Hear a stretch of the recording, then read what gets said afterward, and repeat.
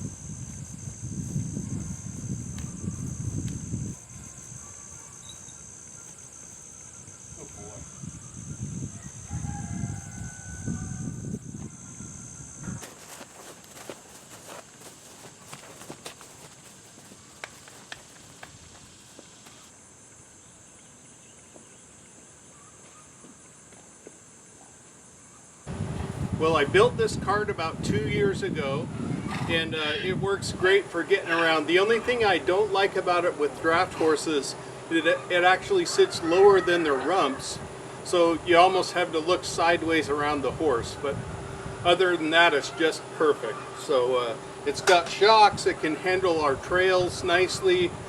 The only thing I regret is that it just is really rusting up, and I think just about anything here with the environment we have does that. So this winter, when it's not so darn hot, I'll go ahead and bring it in the shop and grind it down, and maybe even take it in and have it sandblasted. So put quite a bit of work into it to get it going, and I just really like it. So I'm going to take it in the barn.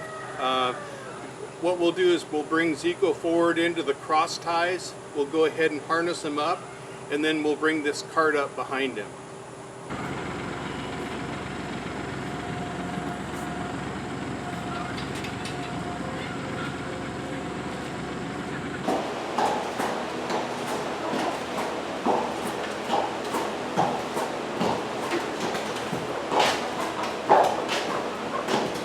Standing.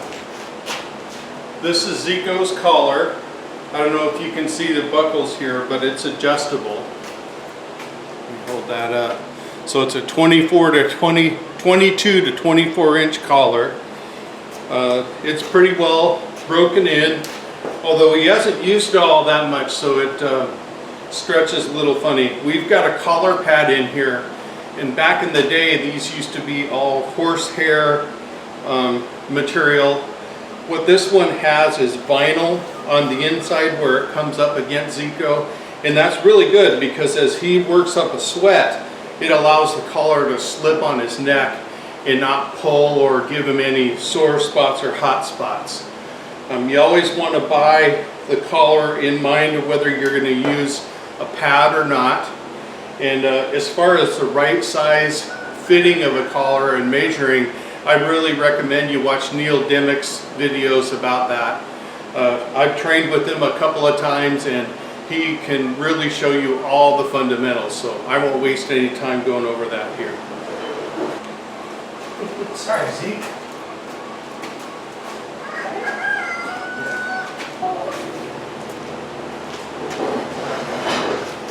Well, for this collar, the key thing is that it's against his shoulders and above his shoulder joint here, so he's not getting a load up against the shoulder joint. You want to have it fit snugly enough that your hand barely fits in here. So Neil would probably tell me that's maybe even just a little bit large yet. But I am touching his neck as I touch the collar. So it's fitting pretty well there. And once again, this is all of his pulling power is going to come through this collar. So it distributes the weight all the way around his neck and is way more efficient than the just the chest band of some types that you see and what our horses have for their parade harnesses. So now that we've got the collar on, I'm going to go ahead and throw his harness on. And it's set up for team driving, so we'll take some parts off and go ahead and put the shaft loops on and that kind of thing. So here we go.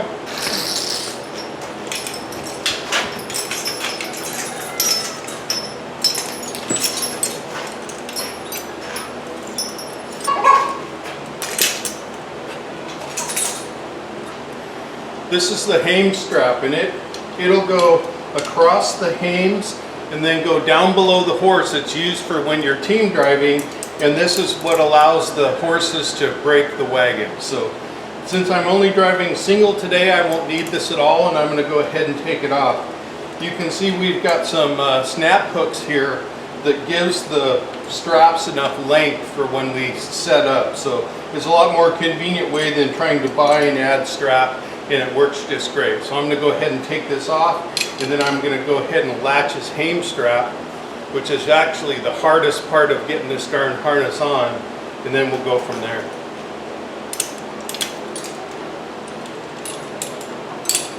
There, so that comes off.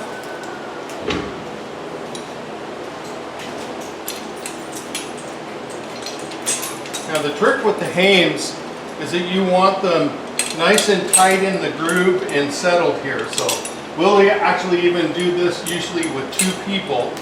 And of course, when you first set up your harness, you're going to spend a lot of time getting this to fit just right. And your horse's size can change over time, gaining weight, losing weight, etc. So you always want to check. But I'm going to go ahead and hook up his hames here.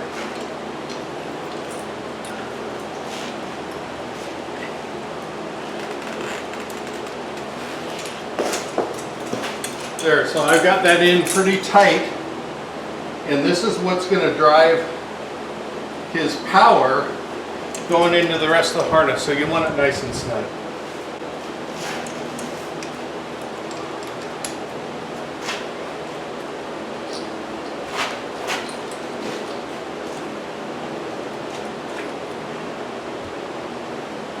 And if you haven't driven before, the belly band really doesn't have to be tight. It's not the same as a girth. You're not depending on this to keep yourself on the horse. So I'm going to go ahead and put the crupper on under his tail. And he's really got a docked tail, so sometimes that can be a little bit of work.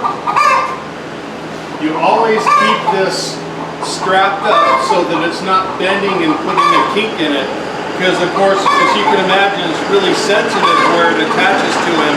So any little burr or anything really bothers him. So please take really good care to watch your crupper.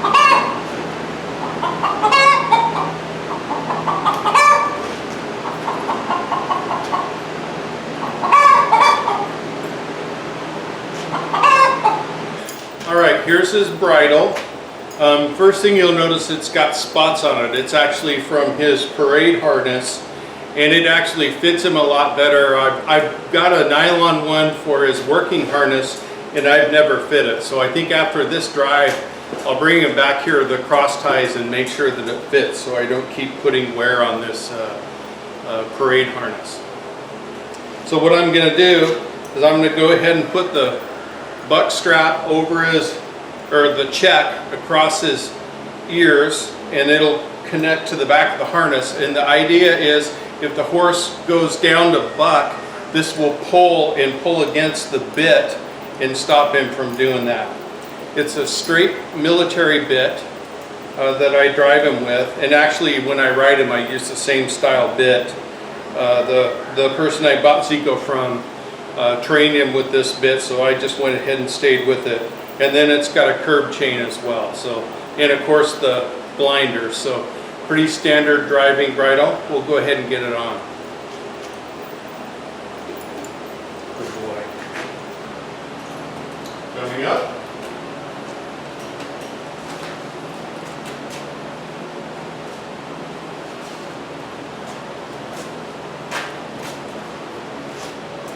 All right, I've got the cart up in the shaft loops.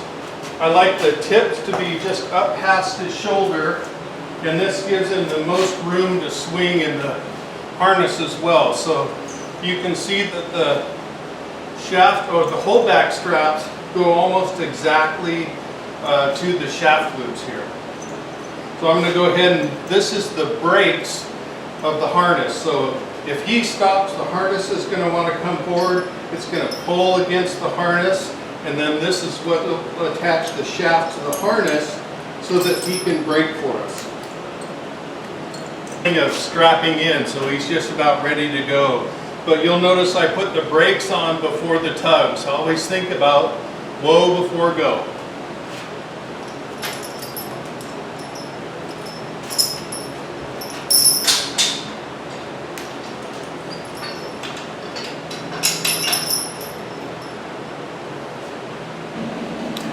Okay, let's do a quick walk around before we go. You can see he's standing there, he's got his hip cocked, he's just fine. He's like, you do this all the time you want. He's not fussy, he's not wanting to go. So he's in fairly good spirits there. You can see I've got his lead rope tied here on the hames. It's nice and loose, but it's not going to get caught in anything. So that's all good. We'll go ahead and come to here. You can see the holdback strap is on his harness, so if he stops, it'll pull against that. Crooper's all good, and the tugs are set on their shortest possible adjustment. That's all we need, and I just let the chains hang loose. I found if I do it any other way, they tend to get bound up in the cart. And then you'll notice that my lines come off the back of the cart. And when I get in the cart, I'll adjust the lines so that they're able to go down and touch the floor, and then I'll sit on them. That way I can't drop them and lose control. So, you know, if something happened and the horse wanted to take off, you know, that would be bad. Or what I've also heard many stories about is someone will drop the lines down in front of the carriage. They'll go to retrieve the lines, the horse startles and they fall down and get trampled by the horse and then the wagon. So we'd never want that, of course. But he's all set up. He knows that we're ready to go. So when he feels the weight of me getting in the carriage or in the cart, he's gonna be ready to go and want to head out. So I'll be just as patient as we can to move out. And then I'm going to go out in the pasture and just, you know, just a casual drive, no big deal, just to get his mind in it and understand what's happening. And so since I'm doing this myself, you're not going to be able to see me hop up in the carriage. So I'm going to take the camcorder over to the pasture and set it up. So you probably won't be able to see everything, but you'll be able to see a little bit of it. Good boy.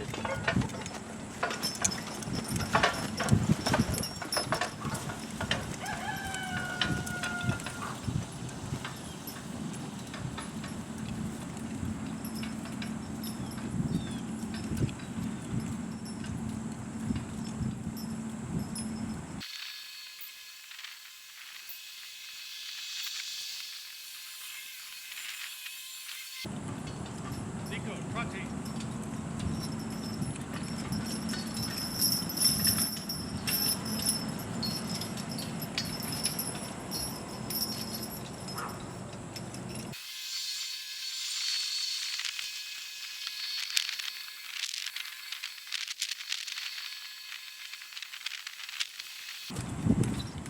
He's doing pretty good, so we're going to go on the trails for a minute. Well, that ride was really, really nice. We really didn't go all that far. We just did a couple of lazy loops in the pasture, just saw how he was doing after he hadn't driven for a while, and he was doing fantastic. He was listening to me, walk, trot, no problem. I love to canter him, but not today, maybe another time. He did really well, went out on the trail. During the trail ride though, he did stumble and try to fall down, and when he did that, the left rein, or the left line, was pulled out of my hand. So luckily I was sitting on the lines didn't go anywhere. I just reached down, grabbed the line, and we continued. He was so busy trying not to fall down, I don't think he even realized that there was a problem. But it is such a good reinforcing reason to be sitting on those lines, and number one, be hanging on to them like crazy. So he just yanked them right out of my hand. Now I did drive straight back into the barn when I came back for a couple of reasons. One is it's just so much easier to take him out and bring him to a stall and just let him cool down for a minute before we bring him out to rinse him off. But more importantly is for safety reasons. It wouldn't make sense at first, but the other end of the barn has chains going across the exit.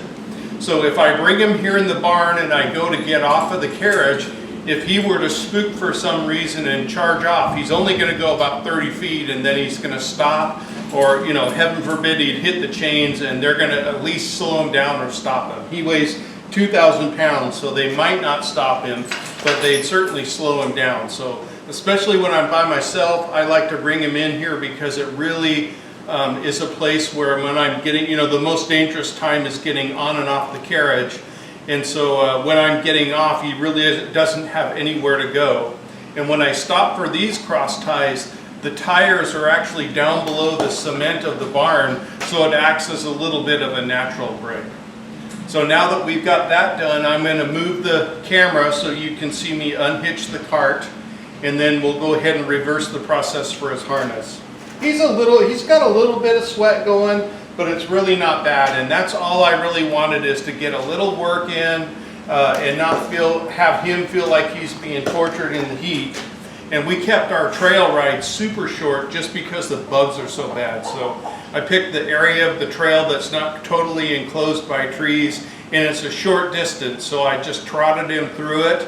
That kept the bugs off of him a little bit, and then came out into our driveway. Did some figure eights around the courtyard between the house, the shop, and the barn, and just really something to get his mind working and get him responding to me. And he did super well. I'm really happy, and you can't see it now, but his heel's cocked. He's like, do whatever you want to do, I'm cool. I can just stand here. I'm sure what he's really thinking about is, can he get some hay in his stall? So I'm going to go ahead and get that camera moved so you can see what I'm doing, and we'll go ahead and get this going. Hitching, it's exactly the opposite. It's the go before the woe is what you want to undo. So I'm going to go ahead and undo the tugs. We've got the carabiner here. I'll just go ahead and release it, and then there's a little catch here on his harness to hold the tugs. And while I'm on this side, I'm going to go ahead and release the tug strap as well. So that way I can just pull it out. Now we're just going to go ahead and slide the cart out from the loops.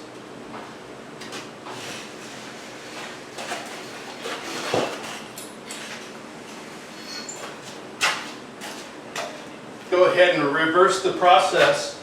First it'll come off as his bridle, and then we'll go ahead and loosen everything on the harness and pull it off of him.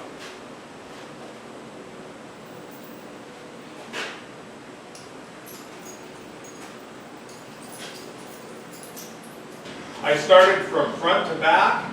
I let the Hames loop loose, the belly strap, the shaft loops, and now the crouper. So his harness is completely loose now, and he's ready for me to take it off and put it in the tack room. So what I'm going to do is I'm going to get my shoulder under the rump here, go forward, pick up the saddle, and then grab the Hames, and that's how I'll hang it in the harness room.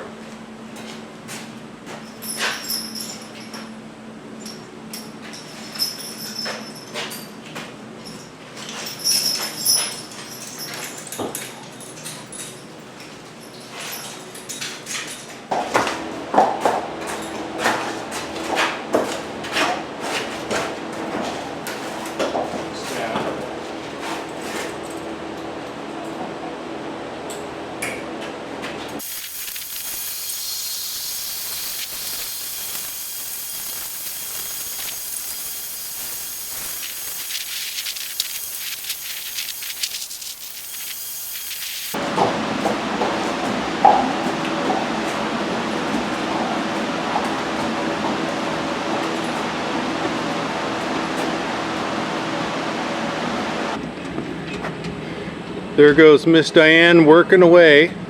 She's been mowing pasture this morning. The wheel on the bush hog broke last night and she just jumped in there and fixed it this morning. So I wouldn't call me the farmer, I'd call her the farmer, but there she goes.